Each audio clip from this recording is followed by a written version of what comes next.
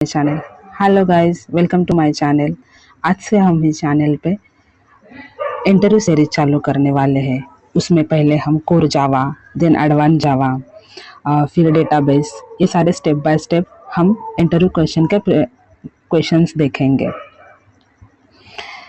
तो आज आज पहला डे है, तो हम आज से हम पहले कोर जावा को कवर करेंगे। पहले हम कोर जावा के सारे टॉपिक को कवर करने वाले हैं, फिर advance Java and then SQL हम देखने वाले हैं। तो पहले हम कोर जावा को शुरू करने वाले हैं। तो कोर जावा के पहले ही पहला क्वेश्चन लेते हैं कि जावा, व्हाट इज जावा और कुछ जावा के फीचर्स आज हम देखने वाले हैं। तो व्हाट इज जावा, पहला क्वेश्चन देखेंगे कि what is Java. Java is high level object oriented programming language created by James Gosling in 1995। Java एक हाई लेवल लैंग्वेज है, एक ऑब्जेक्ट ओरिएंटेड लैंग्वेज है जो जेम्स गॉसलिंग ने क्रिएट किए हैं 1995 में, और आज तक वो पॉपुलर उतनी ही है। बहुत बड़े बड़े एंटरप्राइज लेवल पे, बैंकिंग एप्लीकेशन, बहुत बड़े बड़े कंपनी में आज भी जावा ही यूज़ की जाती है।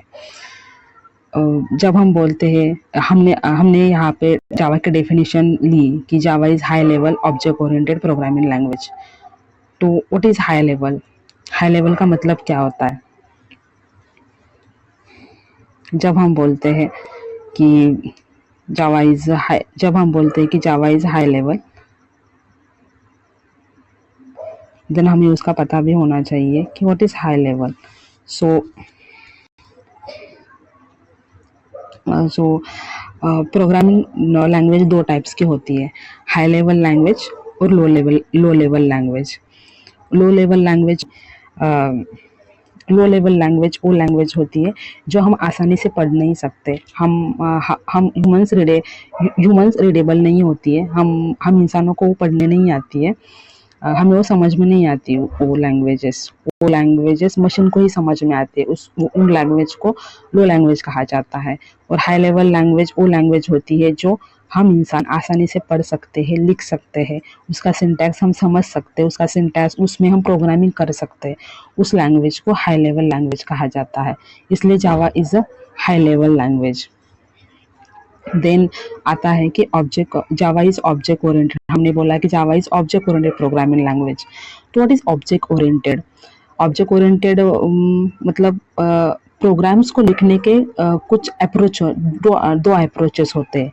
जब हम कोडिंग करते हैं तो कोडिंग को लिखने के, प्रोग्राम को लिखने के दो अप्रोचेस होते हैं। एक प्रोसीजर बेस्ड अप्रोच होता है और एक ऑब्जेक्ट ओरिएंटेड अप्रोच होता है। प्रोसीजर बेस्ड अप्रोच में क्या होता है कि जो भी हम लिखते हैं वो फंक्शन बेस्ड लिखते हैं। प्रोसीजर बेस्ड अप्रोच में जो भी हम लिखते हैं वो फंक्शनल बेस्ड लिखते हैं। मतलब उसमें जितना भी हम कोड करते हैं उसमें ज़्यादातर हम फंक्शंस यूज़ करते हैं। और ऑब्जेक्ट ओरिएंटेड प्रोग्रामिंग में हम जितना भी कोड करते हैं वो ऑब्जेक्ट बेस्ड होता है, ऑब्जेक्ट ओरिएंटेड प्रोग्रामिंग होता है। उसी को हम ऑब्जेक्ट ओरिएंटेड प्रोग्रामिंग कहा जाता है। तो जावा में हम जब भी कोड लिखते हैं, जब भी हम बड़े बड़े एप्लीकेशन यूज़ करते हैं, तो उसमें हम मतलब ऑब्जेक्ट ओरिएंटेड के जो प्रिंसिपल्स होते हैं वो जावा फॉलो करता है। इसलिए जावा को ऑब्जेक्ट ओरिएंटेड प्रोग्रामिंग कहा जाता है, क्योंकि जावा उप्स के प्रिंसिपल को फॉलो करता है। इसलिए जावा को ऑब्जेक्ट ओरिएंटेड प्रोग्रामिंग कहा जाता है। अब हम देखेंगे, ये हो गया व्हाट इज जावा। अब हम आगे देखेंगे कि जावा के कुछ फीचर्स देखेंगे। तो पहला एक बहुत इम्पोर्टेंट फीचर है जावा का कि ओरा मतलब है। अब हम कुछ फीचर्स देखेंगे जावा के। पहला बहुत इम्पोर्टेंट एक फीचर से जावा प्रोवाइड करता है जो बाकी के लैंग्वेज हमें प्रोवाइड नहीं करती है। वो है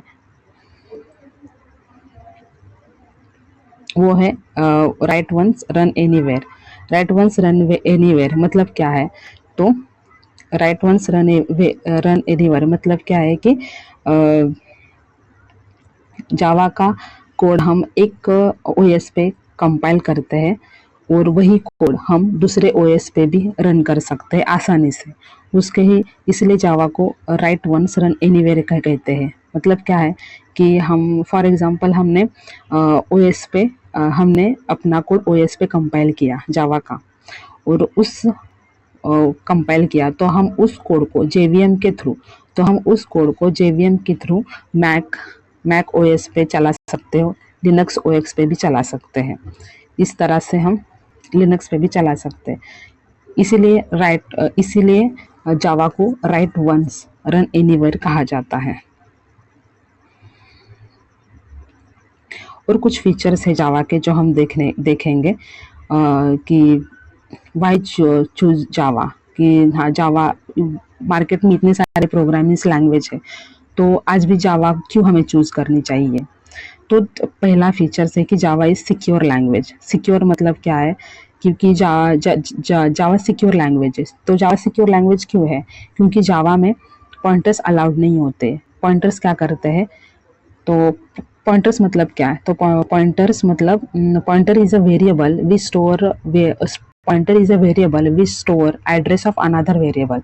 मतलब पॉइंटर एक ऐसे वेरिएबल होते हैं जो दूसरे वेरिएबल का एड्रेस स्टोर करते हैं। तो इससे क्या हो सकता है कि हम आसानी से दूसरे वेरिएबल का डेटा हम एक्सेस कर पाएंगे। तो इससे हमारा कोड सिक्योर नहीं हो सकता, क्योंकि एक वेरिएबल दूसरे वेरिएबल का एड्रेस स्टोर कर रहा है। इसका मतलब उस एड्रेस के थ्रू दूसरा कोई भी आके हमारे उस कोड को, जो भी हमने सिक्योर कोड लिखा होगा, उसे एक्सेस कर पाएगा। तो वो इसलिए पॉइंटर्स जावा में अलाउड नहीं होते हैं। और जावा में पॉइंटर्स अलाउड नहीं होते हैं, इसलिए जावा को सिक्योर लैंग्वेज कहा जाता है। दूसरा रीजन है जावा इज रोब्यूस्ट लैंग्वेज। रोब्यूस्ट का मतलब क्या है, रोब्यूस्ट का मतलब है ऑटोमेटिक होना। ऑटोमेटिक मतलब क्या होता है ऑटोमेटिक जावा में, तो जो मेमोरी मैनेजमेंट है जावा में जो मेमोरी मैनेजमेंट है वो ऑटोमेटिक होता है। मेमोरी मैनेजमेंट मतलब क्या होता है, तो कुछ लैंग्वेज में मेमोरी मैनेजमेंट हम डेवलपर को करना पड़ता है, और जावा ये फीचर्स हमें प्रोवाइड करती है कि हमें मेमोरी मैनेजमेंट नहीं करना पड़ता, जावा वो खुद हैंडल करता है। मेमोरी मैनेजमेंट करना मतलब क्या होता है, मेमोरी मैनेजमेंट करना मतलब जब हम कुछ वेरिएबल लिखते इनिशियलाइज करते हैं, जब हम कुछ वेरिएबल क्रिएट करते इनिशियलाइज करते हैं, तो वो वेरिएबल मेमोरी में स्टोर होते हैं। वो वेरिएबल मेमोरी में जाके स्टोर होते हैं, वो कुछ जगह कंज्यूम करते हैं वहाँ पे, और हमारा काम होने के बाद उसे हमें डिस्ट्रॉय करना पड़ता है। ओके, कुछ हमारा काम होने के बाद हमें कुछ उसे डिस्ट्रॉय करना पड़ता है। तो ये काम हमें मैन्युअली करना पड़ता है कुछ लैंग्वेजेस में, वो मेमोरी मैनेजमेंट करना। पर जावा हमें फीचर प्रोवाइड करता है कि गार्बेज कलेक्टर के थ्रू जावा ऑटोमेटिकली वो मेमोरी मैनेजमेंट करता है। मतलब वो जो हमने वेरिएबल बनाया, उसे हमने यूज़ किया, और यूज़ करने के बाद हमें उसे डिस्ट्रॉय भी करना होता है, ताकि हमें मेमोरी अगले वाले प्रोग्राम का हमें मेमोरी में स्पेस मिले। पर ये हेडेक हमें नहीं करना पड़ता, वो सब सारा जावा खुद देख लेता है। इसलिए जावा को रोब्यूस्ट मतलब ऑटोमेटिक मेमोरी मैनेजमेंट कहा जाता है। कहा नहीं जाता, मतलब मेमोरी ऑटोमेटिक मेमोरी मैनेजमेंट होती है जावा में। तीसरा है मल्टी थ्रेडेड। मतलब मल्टी थ्रेडेड मतलब क्या होता है कि एक रिसोर्स को मल्टीपल प्रोग्राम्स एक्सेस कर सकते हैं। एक रिसोर्स को मल्टीपल थ्रेड एक्सेस कर सकते हैं इजीली। इससे क्या होता है कि हमारा प्रोग्राम फास्ट हो जाता है। इसलिए जावा एक मल्टी थ्रेडेड लैंग्वेज है।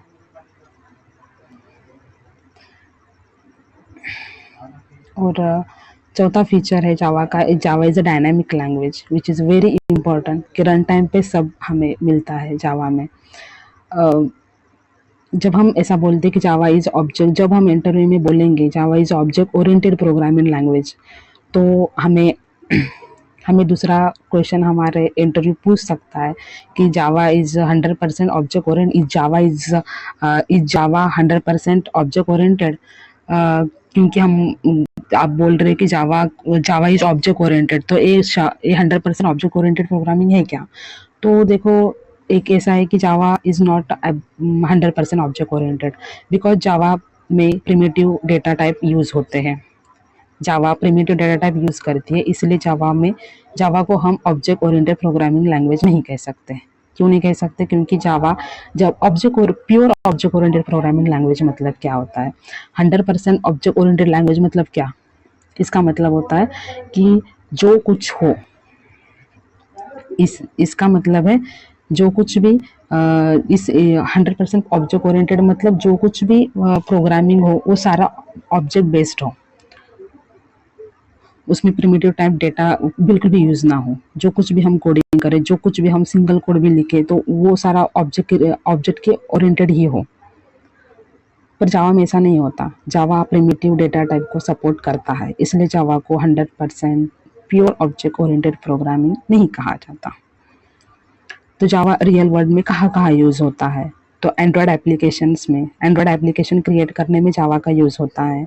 बिग डेटा प्रोसेसिंग में जावा का यूज़ होता है। बैंकिंग एंड फाइनेंशियल सिस्टम में जितने भी सॉफ्टवेयर्स वगैरह होते हैं, बैंकिंग के सिक्योर सॉफ्टवेयर जितने भी होते हैं, उसमें उसमें भी जावा का यूज़ बहुत अच्छे से होता है। तो कुछ फीचर्स हमें याद करने होते हैं, ये हमेशा याद रखो जावा के बारे में कि Java is a platform independent.